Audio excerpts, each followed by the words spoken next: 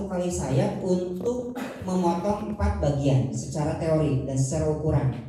4 bagian apa? Hulkum, mari, dan wadas. Jadi kalau lehernya begini, oh berarti bisa.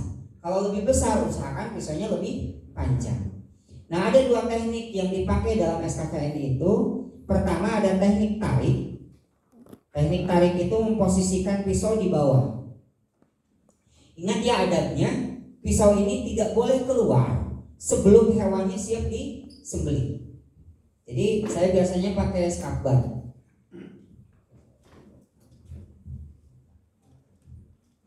Bapak boleh pakai sarangkanya masing-masing, boleh.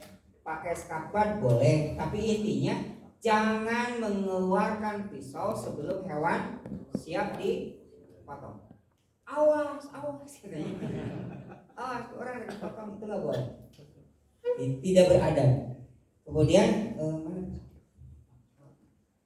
Yang praktek murah, murah. Pertama, sunnahnya kaki kita itu menginjak belik, menginjak ini bahu dari hewan. Kenapa? Karena ternyata pertama sunnah. Yang kedua, di bahu ini ternyata ada otot yang langsung nyambung ke otak, yang dia kemudian akan membuat hewan itu lebih tenang. Mana teorinya? Ada. Kalau praktisnya, dan berbicara teori pasti bakal panjang. Kalau ada yang sedang bersedih, yang sedang ngamuk, anak kita, apa yang dilakukan? Kita peluk, kemudian ditepuk-tepukan dia, kemudian dia akan tenang. Dan itu memang di setiap makhluk mamalia terutama itu begitu, Pak. Ada bagian otot yang sangat besar dan dia nyambung ke otak, yang itu akan bikin dia tenang. Injakan atau letakkan. Oh iya.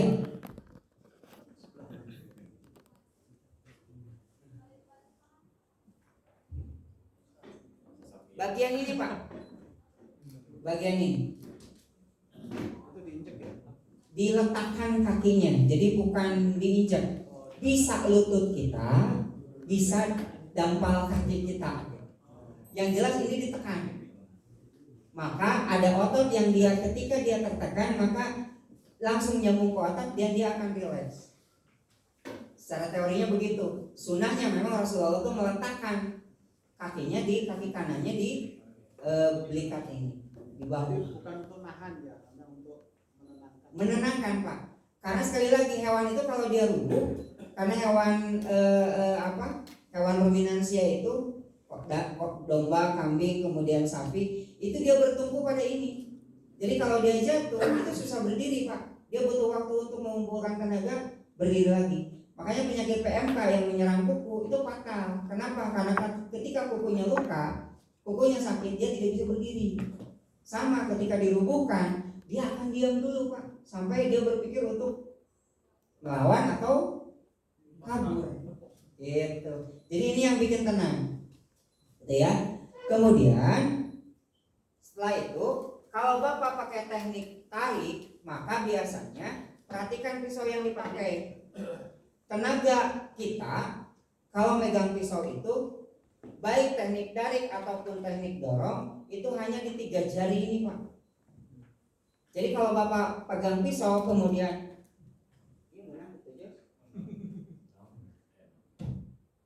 ini tidak lepas dari tangan kita, berarti pisau itu cocok buat Bapak. Karena gini, tenaga setiap orang itu akan berbeda. Bapak, ini pisau bagus di saya, belum tentu di bawah Bapak.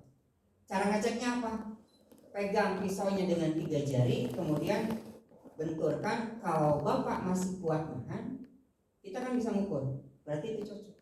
Tapi kalau tidak, jangan memaksakan diri. Pakai golok panjang misalkan 30 cm, ternyata pas dibenturkan ternyata kita agak lepas. Nah jangan, karena setiap orang tuh tenaganya beda-beda, gitu ya.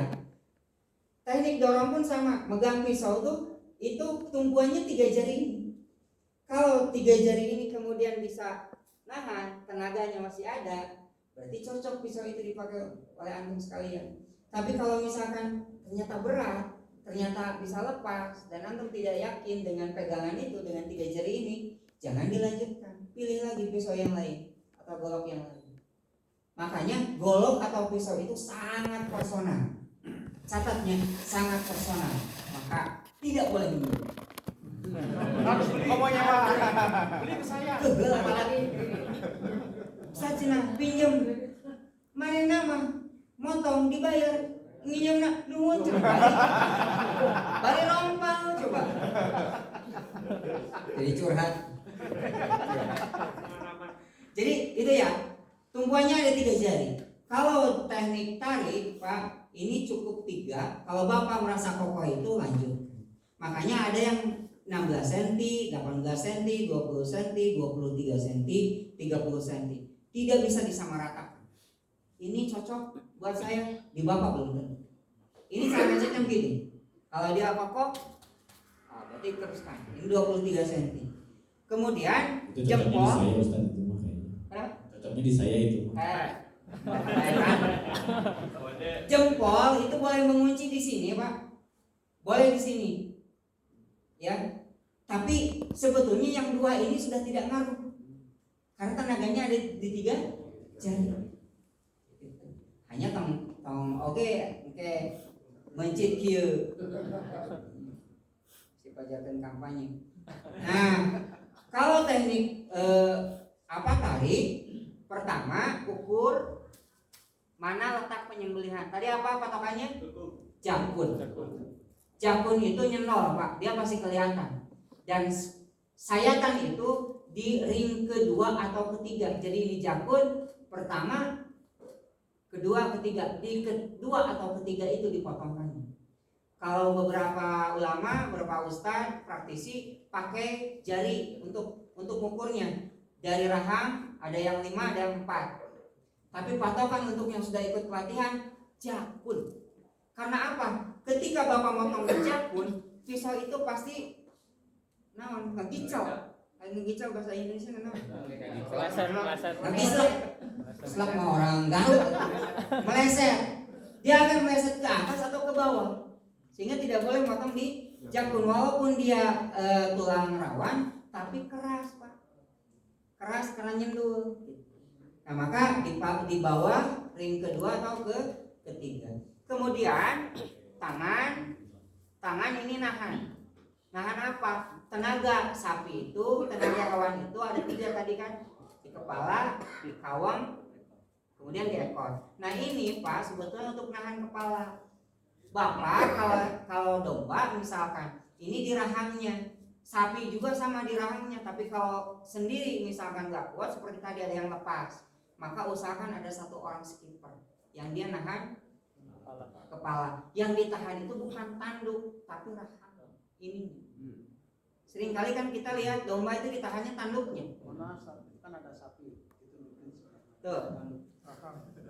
Yang ditahan itu ininya, Pak. Congor. dagu Rahang bawah. Yang ditahan tuh ini. Kalau saya biasanya ini kan ada tali, biasanya talinya diinjak. Ada 1 orang yang megang itu. Kalau dia lepas, 1 tenaga sudah terlepas. Gitu. Maka ini harus bagus. Kemudian atau misalkan di tali juga boleh. Artinya ini teknik yang jelas, ini harus dikunci. Jangan sekali-kali mengunci hewan pakai tanduknya yang dipegang, karena tidak ngaruh. Itu tidak ngaruh ke tenaga kepala. Kalau ini dilepas, setajam apapun pisau bapak-bapak, dia akan mengunci leher, mengunci pisau sehingga apa? Tidak bisa 1 kali saya jamin. Ya. Yang kemudian yang kedua, posisikan. Posisi pisau itu sedalam mungkin, sedatar mungkin. Gitu ya. Ini untuk teknik tarik. Sedalam mungkin, sedatar mungkin. Kumaha lamun mentok, ya tong dipaksakeun, Pak. Karena pisau sembelih itu rata-rata mahal. Ya, cingnya kebawahin, mentok, udah segitu, jangan dipaksakan. Tapi kalau bisa sampai bawah. Makanya untuk teknik tarik itu biasanya dikasih lubang di bawahnya. Supaya apa? Untuk memasukkan pisau. Atau kepalanya agak diangkat sedikit. Biasanya orang Betawi ada budaya di situ, tradisi di situ, memang kepalanya rada diangkat sehingga motongnya Pak, kalau orang mohon maaf di beberapa tempat begini. Ini tanah, leher itu ada di sini sehingga pada berdiri. Kenapa? Karena ini diangkat. Boleh seperti itu? Enggak Pak, karena tidak ada larangan. Saya belum menemukan larangan untuk itu. Yang jelas penyembelihan itu harus sempurna, memotong hukum mari dan wadis. Nah, ketika dipotong dari bawah, tenaganya bukan di tangan Bapak. Tenaganya di apa? Di badan kita. Sehingga ini dikokokkan, kemudian badan kita yang di ke belakang. Itu tenaga. Kenapa pakai gedebok pisang? Karena gedebok pisang ini mewakili leher sapi, kulit sapi yang bobotnya 6 kintal. Kenapa bari? Sok cobaan. Jadi posisikan pisau sekali lagi, saya ingatkan lagi, keluarkan pisau kalau dia sudah siap disembelih. Apa cirinya? Pertama, kepala dikunci. Kedua, gelambir. Bapak ada gelambir atau tidak? Kulit leher itu harus diregangkan oleh satu orang di sini. Kemudian Gelambirnya posisi ditarik ke atas. ditarik ke atas, bukan ke sana. Tadi kan Bapak lihat di video ditariknya ke depan. Maka ketika ke depan Pak, yang dipotong pertama kali apa? Gelambirnya. Padahal bukan itu yang kita kejar. Gitu. Kalau itu yang dikejar, dia sakit duluan pasti. Karena bukan bagian yang harus terpotong. Gitu. Nah, satu orang narik di sini, posisinya di sini bukan di depan. Awas ya. Depan itu baik depan kepala ataupun depan kaki itu area berbahaya, itu harus steril, tidak boleh ada orang. Di sini Pak letaknya. Dia tarik, kemudian pastikan si juru sembelih itu memastikan ini regang atau tidak. Tarik lagi sampai tidak ada kulit yang bisa ditarik lagi. Itu kalau gelambirnya kan kita narik, gelambirnya harus tarik ke atas. Tapi kalau sistem dorong dibalik, gelambirnya ke bawah. Tetap sama.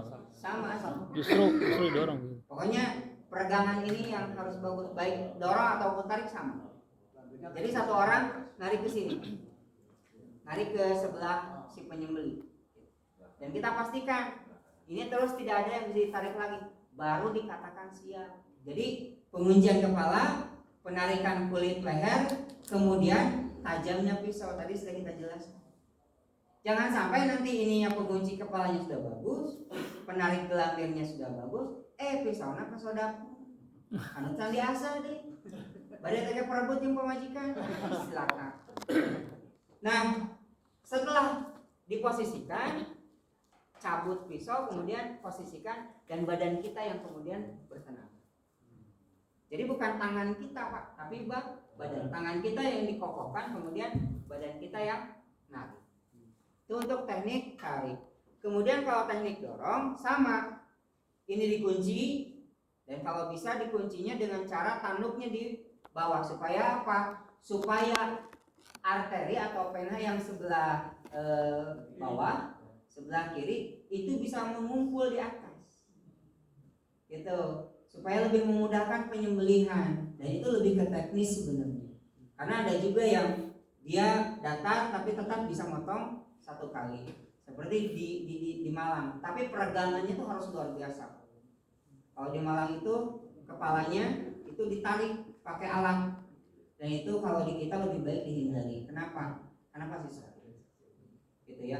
Yang penting penguncian kepala tadi, kemudian peregangan, kemudian tajamnya pisau. Kalau sudah seperti itu, teknik dorongnya seperti apa? Kalau dorong, tangan kita nggak begini Pak. Ini tenaga. Maka jempol bisa di atas atau telunjuk bisa di atas. Gitu ya. Kenapa? Ustaz berkurang tenaganya? Tidak, saya bilang tenaga pisau itu, tenaga tangan kita memegang pisau hanya di 3 jari. Kalau Bapak begini, coba perhatikan. Maka manuvernya itu cukup sampai di sini Pak. Tapi kalau di atas jempol, dia bisa ke bawah. Atau misalkan ini, dia bisa ke bawah. Lebih jauh jangkauannya daripada Bapak megangnya begini. Sekali lagi, yang dua ini tidak terlalu berpengaruh terhadap tenaga pegangan kita. Jadi bisa di atas supaya lebih jauh manuvernya. Kemudian posisinya, kalau tadi teknik tarik itu di datar sedalam mungkin, kalau teknik dorong ujung pisaunya di sini, Pak. Seringkali yang motong itu di tengah pisaunya. Sehingga apa, ketika motong ini nggak selesai, ini nggak selesai, akhirnya apa? Panik beginilah. Jadi Jadi ini dua teknik yang disarankan dalam standar kompetensi. Mana yang paling bagus? Tidak ada yang lebih bagus, Pak. Karena setiap kondisi akan berbeda. Baik, saya minta satu orang untuk mau praktek yang belum pernah nyembelih, cung ada? Boleh Pak ke depan? Panitia? Satu orang yang belum ini. Saya belum. Enggak, sama Pak saya juga belum menyembelih.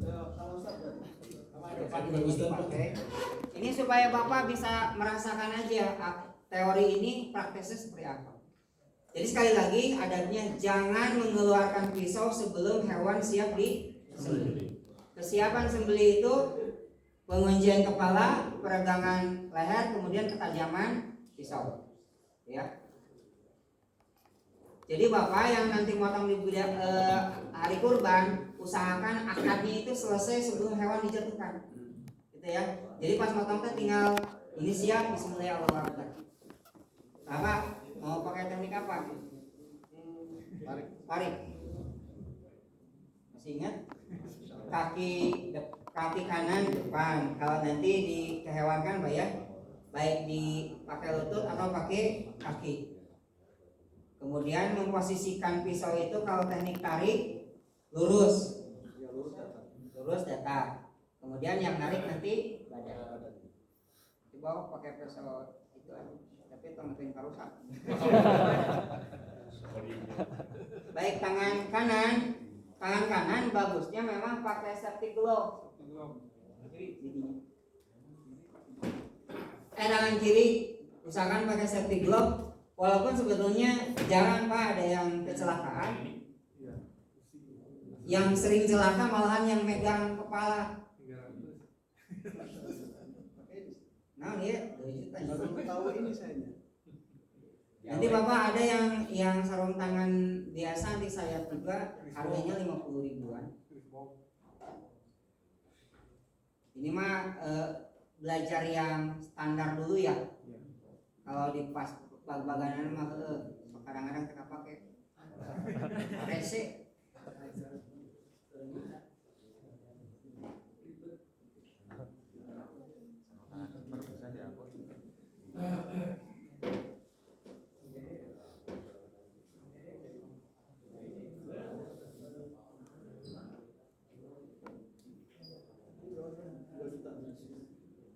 Kalau ke Bapak boleh kurang. Di sini Pak, tangan kita. Ini ukurannya Bapak bisa pakai patokan dari rahang 5 jari. Di sini berarti motong dulu. Tapi yang utama adalah jakun. Jakun, di bawah jakun itu letak motong. 5 jari. Jadi daerah sayatannya di sini. Posisikan pisaunya langsung disayat. Pegangnya dulu Pak. Miring, Mas, miring.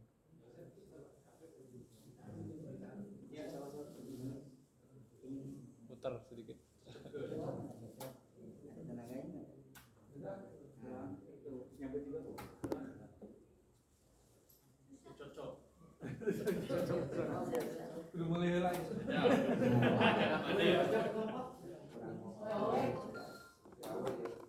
Miring, kurang muter sedikit.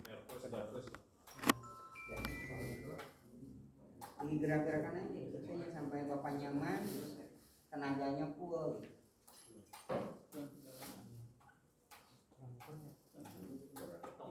Carunya Pak. Ini.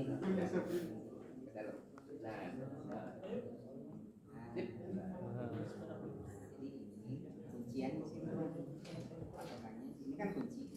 Ya. Di sini.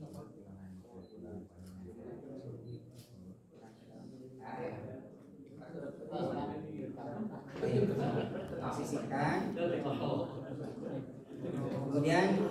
Badan yang tenaganya ada di badan kita. Tangan itu kokoh dan dia tidak bergerak. Badannya tarik ke belakang. Nah, iya. Saya nggak Pak? Kurang dalam.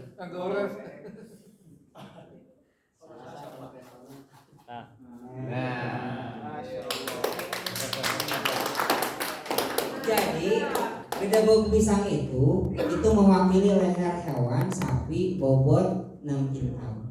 Jangan dianggap gampang Pak. Kalau Bapak ada yang bawa golok sok cobain. Mumpung gratis. Cukup. Baik, itu barangkali ada yang ingin ditanyakan enggak atau ada yang ingin praktek juga enggak?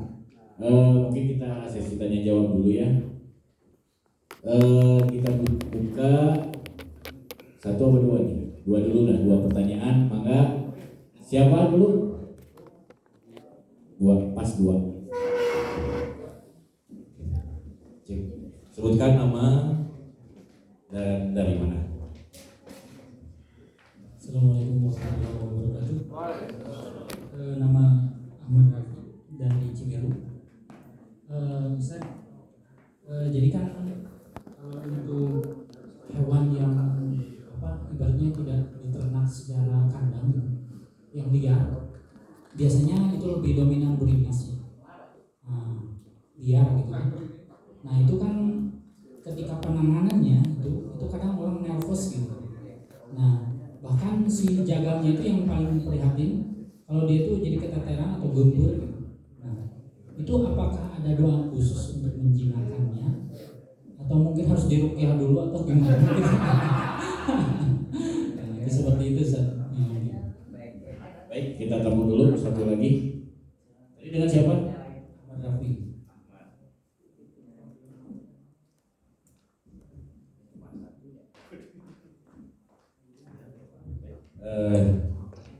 Sebutkan siapa namanya. Assalamualaikum warahmatullahi wabarakatuh. Izin bertanya Ustaz. Dengan siapa? Ilham Sidik dari Sayati.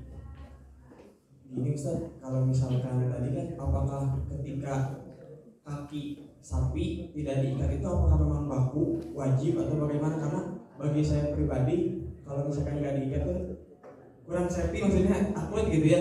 Itu yang pertama. Lalu yang kedua, tadi kan kata Ustaz ketika untuk kehati-hatian yang ditarik, maksud Ustaz dibalikin, digoreng helmetnya maksudnya gimana Ustaz? Seperti itu Ustaz. Jazakallah khairan.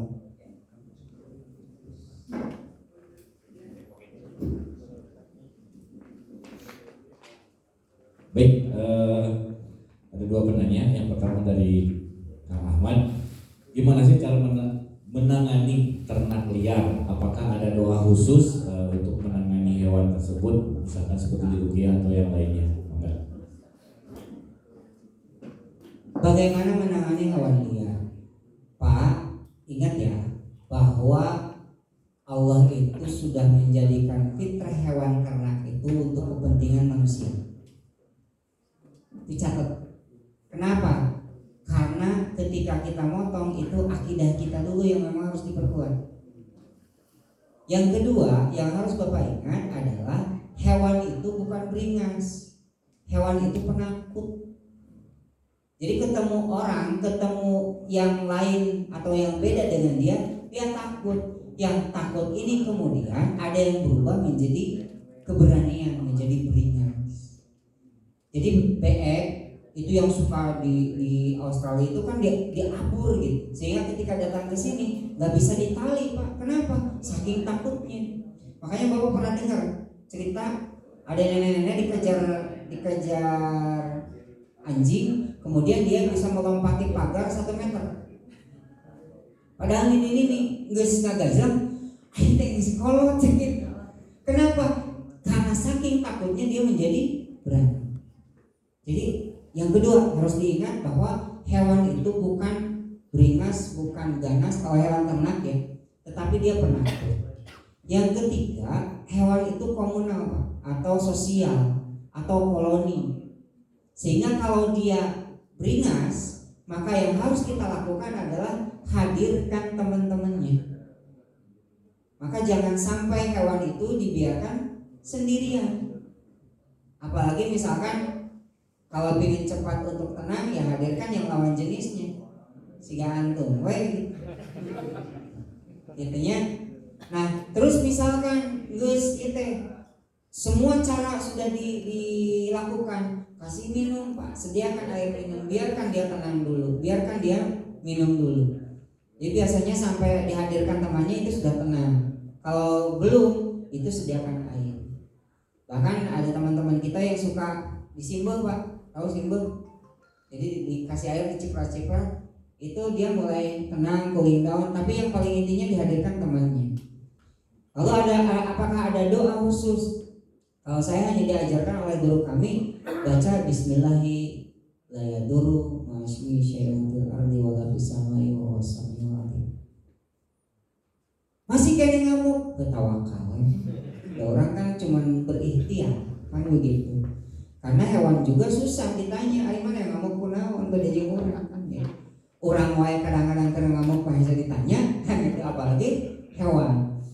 Itu tadi mengenai doa yang saya pernah diajarkan, walaupun banyak Pak para ulama mengajarkan doa-doa termasuk di surah Yasin itu ada beberapa ayat yang bisa dibacakan, tapi selama ini yang diajarkan ke kami baru itu. Dan alhamdulillah belum pernah ada hewan yang ngamuk jengtong kayak hayang. Campur garam gimana Ustaz? Air campur garam enggak? Air campur garam boleh, tapi dikasih airnya juga Pak sudah cukup. Sudah cukup. Jadi air itu makanya saya bilang tadi salah satu ihsan menyenangkan hewan itu dia tidak boleh kehausan. Dia tidak boleh kelaparan, tapi kalau mau dipotong, hentikan makannya 12 jam ya. Tapi tetap sediakan air minum. Bapak terang iklan Aqua, orang hilang konsentrasi, ada Aqua. Kita saja yang nanya Aqua, apalagi hewan itu bisa ngomong. Air kopi itu, tapi minum itu memang menenangkan hewan. Ada ukurannya enggak? Maksudnya 12 jam itu sebelum disembelih ada enggak? Mungkin komposisinya secara ilmiah satu sapi. Maksudnya dikasihnya? Iya, berapa gelas, berapa itu misalkan manusia minum sekian. Enggak ada aturan Pak. Sebanyak mungkin, tapi dengan kemauannya sendiri. Yang di kelompok. Jangan dimasukkan sama kita. Si minum, sok. Cukup sekali minum. Atau dimasukkan selang, itu nggak boleh Pak. Jadi hewan itu harus dibiarkan alami. Biarkan disediakan minum, dia akan minum dengan sendirinya.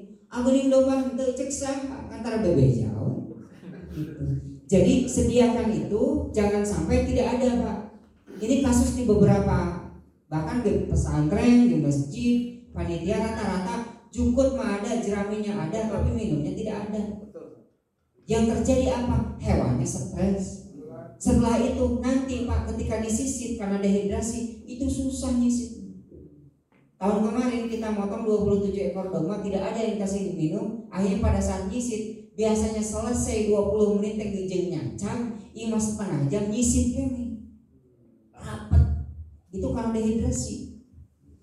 Terus apa selanjutnya? Ketika membersihkan usus itu susah. Sehingga apa? Ketika dibagikan ada usus yang dibumbui terlebih dahulu.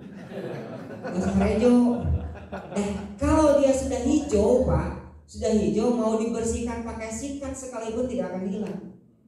Makanya sekali lagi penyebabnya bukan karena tidak bersih ketika membersihkan, tapi karena hewan ini dehidrasi, dia tidak dikasih minum. Itu. Jadi kalau misalkan ditambah garam boleh, karena saya juga tidak tahu si sapi ini senang atau enggak. Yang jelas minum itu harus. Berapa banyak? Sekali lagi harus alamiah dia. Kemudian tadi Pertanyaan kedua, yang pertama adalah apakah kaki sapi itu tidak diikat itu memang apakah sudah baku harus tidak diikat? Yang pertama itu. Yang kedua, tadi yang membalikan setelah sembelih terus membalikan pisau dikembalikan lagi, mungkin tindakan koreksi yang ditanya ya, apakah memang harus dilakukan? Bagaimana? Baik, saya belajar dari Butcher Internasional Pak. tujuan utama dari penyembelihan itu adalah mempercepat kematian, dan penyebab yang paling utama dari kematian itu adalah kehabisan darah. Maka tujuan penyembelihan itu adalah memaksimalkan keluarnya darah dari tubuh. Nah, keluarnya darah dari tubuh kalau penyembelihannya bagus itu hanya 60% yang keluar. Gitu. Itu kalau bagus. Dan kalau hewannya dibiarkan untuk bergerak. Maka ini kata pengalaman beliau, dan memang secara lekterolog saya belum baca, tapi beliau yang pernah di Australia dan di Jeddah, dia jadi butcher di situ. Katanya ketika darah ini keluar dengan sempurna, maka kualitas dagingnya menjadi bagus. Makanya di Arab kalau motong domba itu dijajarkan pada air di kalian. Gitu. Lalu tujuannya apa? Supaya si hewan ini tetap bergerak, kakinya tetap bisa memompa darah untuk keluar dari tubuh dengan maksimal. Itu tujuannya. Lalu bolehkah diikat?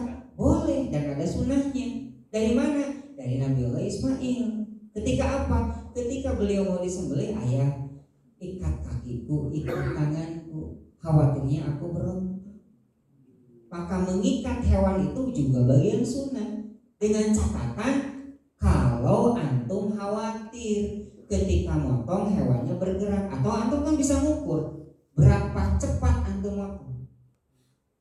Ada video Pak tahun kemarin dengan Ustadz Roy yang ada di belakang, kita motong sapi tanpa diikat kaki.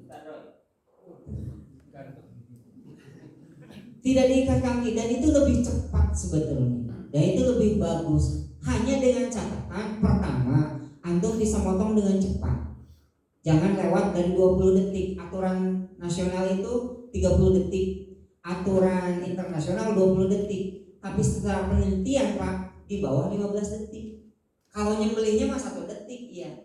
Tapi prosesnya itu jangan lebih dari 15 detik kalau ingin sapi atau dombanya disembelih tanpa diikat. Itu.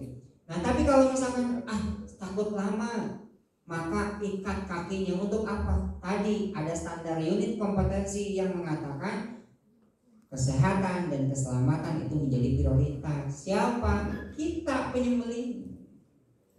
Maaf Pak ya, saya ada video tapi kurang bagus juga. Di Depok kemarin ada yang motong sapi tidak pakai ikatan sama sekali. Sapinya dijatuhkan kemudian dipotong. Ketika disayat terlalu lama Pak, seret berdiri. Ininya sudah luka berdiri dan tidak bisa dipastikan sudah terpotong atau belum hukum dan marinya, karena sudah berdiri dan tidak diikat. Apa yang terjadi? Itu di sekolah dan itu membahayakan banyak orang. Itu yang dihindari kan. Jadi kalau misalkan Bapak bisa cepat motong silahkan, tidak diikat. Tapi kalau diikat pun tidak apa-apa karena ada sunnahnya dan ada fiqhul auliyatnya, ada fikih prioritasnya, yakni keselamatan kita. Saya ada contoh, tapi mungkin di lain waktu kita tampilkan. Bahkan yang pemotongan tadi yang merah juga tidak diikat Pak kakinya, itu hanya diikat kaki depan dan belakangnya. Padahal saya minta hanya kaki depannya saja.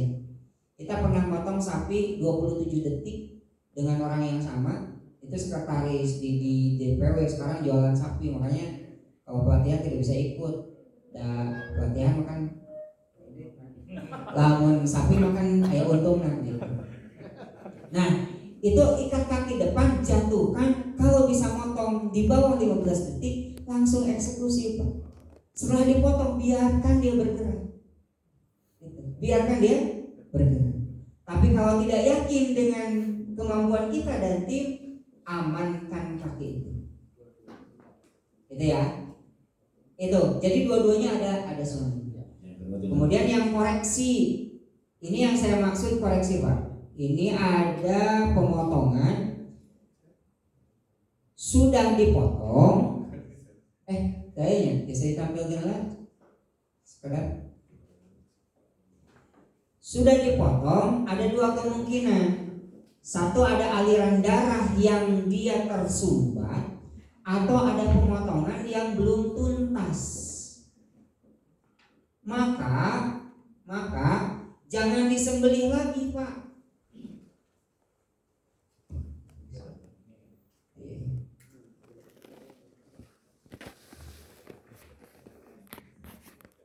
Ini kalau sapi stres, ini yang terjadi dan ini sering kali Pak.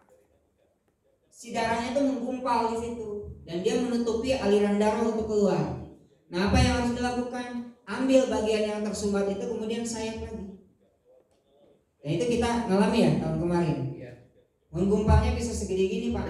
Dan itu cedut, dan itu menyakiti. Kalau Bapak biarkan penyembelihannya sah, halal, tapi Bapak dolim.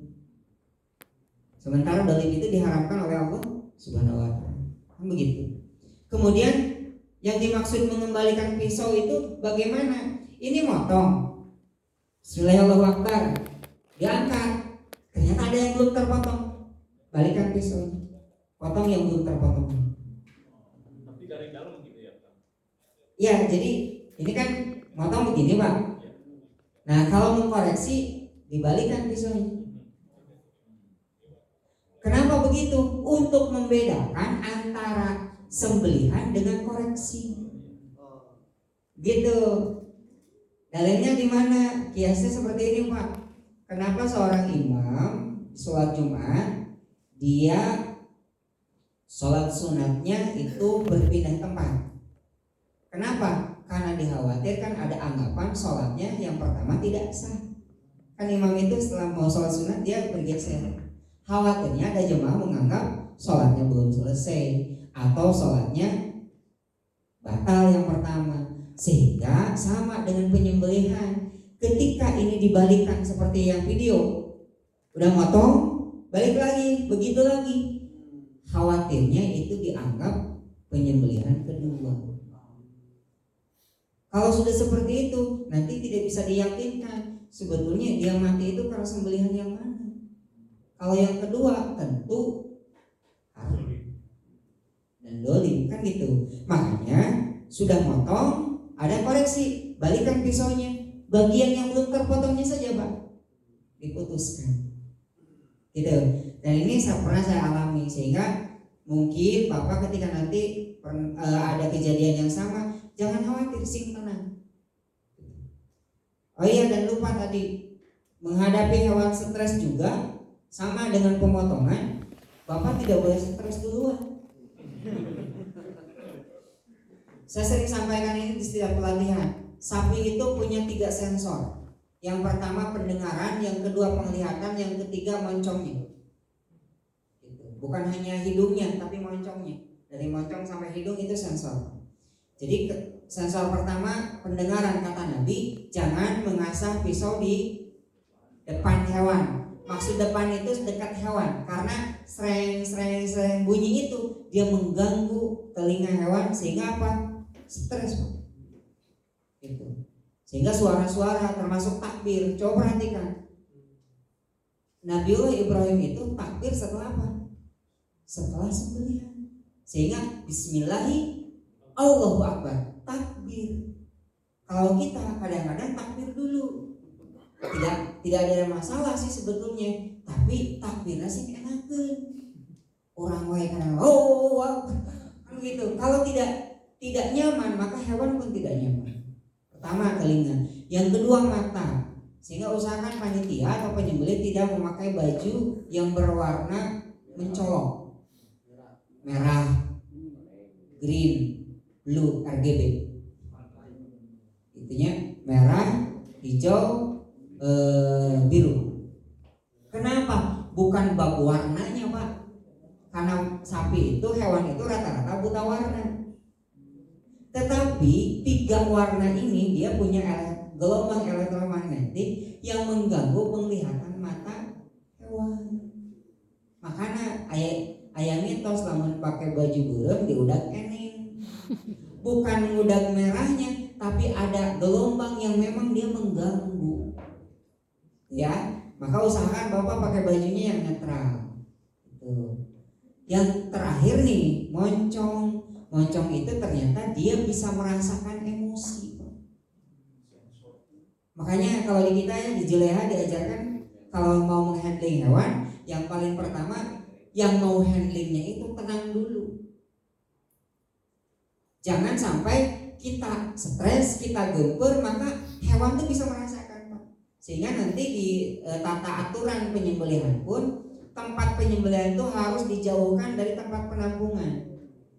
Kenapa? Karena nanti hewan yang stres ketika disembelih, darahnya bercampur dengan kortisol yang dia dilahirkan dari kelenjar yang stres, itu dia bisa dicium oleh teman-temannya, sehingga apa? Darah, kemudian bau darah, kemudian bau enzim stresnya itu dia mempengaruhi hewan yang lain. Itu dari muncul.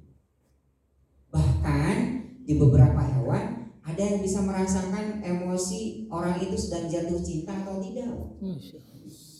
Makanya hati-hati, lamun bapak yang malam Jumatan deket guguk itu bisa tahu. Katanya ya, katanya. Jadi hati-hati. Hewan itu, naudzubillahi min dzalik, tapi ini jadi ibrah saja. Ada orang yang sompral. Kalau kamu kuda, kalau kamu menang lomba, saya akan menyerahkan diri saya. Dan itu ngakih, Pak. Itu kejadian di tempat kami di Majalaya. Itu bukan mitos, ternyata ada teorinya. Jadi ada beberapa hewan yang dia bisa merasakan emosi kita. Makanya bagi penyembelih nanti sebelum penyembelihan usahakan datang ke tempat penyembelihan, jangan bawa golok dulu, usap-usap. Terus doa segala macam. Karena kita itu direkam oleh hewan. Dia kenali wajah kita, kenali emosi kita, dan itu direkam. Jadi kalau bapak jahat ya, turun isu secara kunci. Ciri yang asli, Pak. Apalagi lebah nih yang mempelajari lebah itu bahkan bisa mengenali 1000 wajah manusia dengan tepat, mana ngejahat, mana ngebager, kemanikan. Makanya pernah dengar Pak, kalau ngejahatin lebah dikejar sampai kapanpun.